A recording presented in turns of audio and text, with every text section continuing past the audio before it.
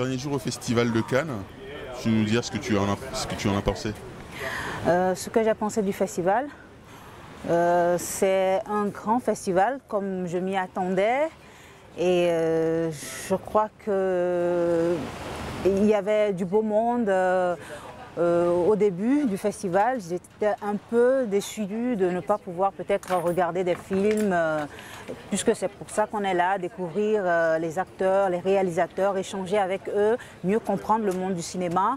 Mais avec la suite, la deuxième semaine, on a eu quand même à voir quelques films et à rencontrer des réalisateurs comme Moussa Touré du Sénégal. J'ai aussi échangé avec Jean-Marie Thénault du Cameroun, qui n'est peut-être pas très connu, mais qui est un grand réalisateur à mon avis, parce qu'il a beaucoup de films intéressants.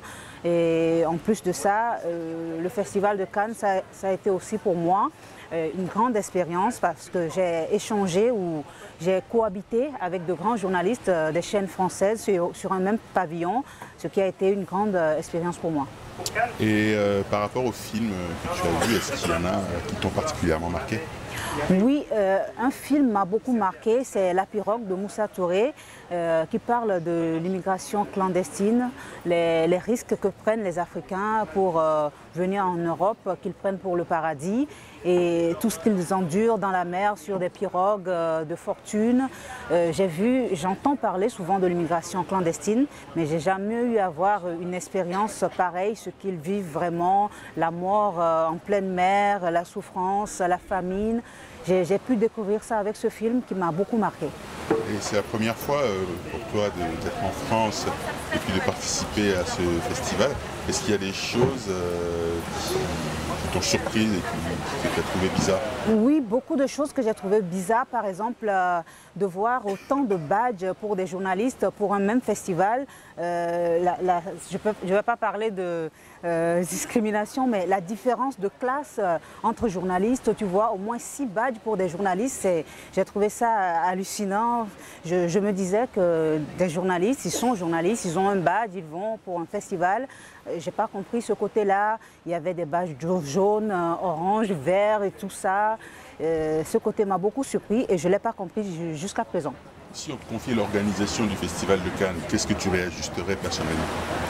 Ce que je réajusterais, c'est déjà trop grand pour moi qu'on me confie l'organisation du Festival de Cannes. Mais au cas où on me la confiait, je me dis, bon, les organisateurs actuels, il y a forcément il y a eu des choses qui n'ont pas été, mais dans toute organisation, il y a forcément des côtés qui ne marchent pas. Donc je me demande si je ferais mieux si j'étais à leur place. Je ne pense pas parce que c'est énorme, un festival comme ça, à l'organiser. Donc du coup, je ne changerai pas grand-chose. Peut-être voir pour les invitations, ouvrir plus peut-être pour la population de Cannes. J'ai vu des gens de Cannes qui se plaignaient de ne pas pouvoir suivre des films et aussi voir du côté des badges des journalistes, essayer d'harmoniser un peu puisque les journalistes sont des journalistes et de ne pas trop séparer pour les badges. Tu serais tenté par la possibilité de revenir l'année prochaine? Bien, ça me ferait plaisir de revenir. C'était une belle expérience, la revivre c'est forcément intéressant, donc si j'ai la possibilité, je reviendrai.